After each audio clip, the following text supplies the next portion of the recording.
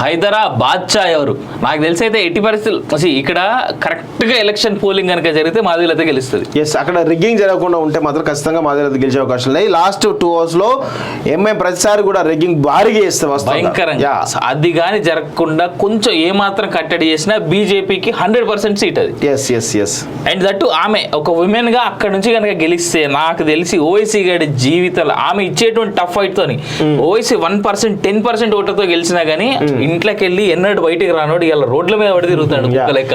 ఎన్నో ఏళ్లుగా అభివృద్ధికి నోచుకుని old city Firoz Khan statement బీజేపీకి కలిసి వచ్చిన ఎంఐఎంతో చేతులు కలిపిన కాంగ్రెస్. ఈసారి 2 పార్టీల మధ్య ప్రధాన పోటీ. అసదుద్దీన్ ఓవైసీ హవా కొనసాగిన తెలంగాణ బీజేపీ వ్యూహం ఫలించిన ముస్లింలు మాధవీలత వైపు నిలుస్తారా? హైదరాబాద్ జనం మళ్ళీ పతంకి ఓటేస్తారా?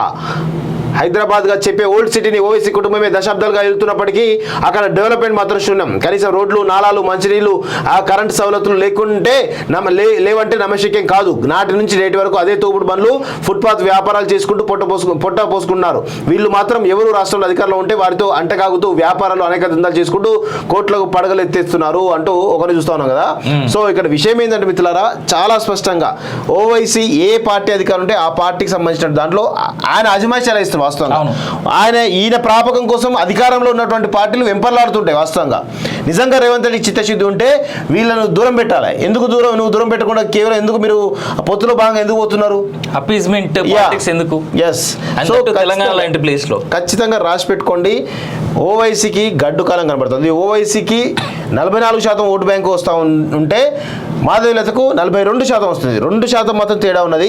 ఈ 2% కనుక ఇప్పుడు బీజేపీతో పాటు ఈరోజు చాలా పెద్ద ఎత్తున ఆర్ఎస్ఎస్ కార్యకర్తలు కానీ సంఘ్ వాళ్ళు కానీ చాలా పెద్ద ఎత్తున పనిచేస్తూ ఉన్నారు. అదేవిధంగా నిన్న ఫిరోజ్ ఖాన్ ఇచ్చినటువంటి స్టేట్మెంట్ ఇది మైనస్గా, చాలా పెద్ద మైనస్ కనబడుతూ ఉంది.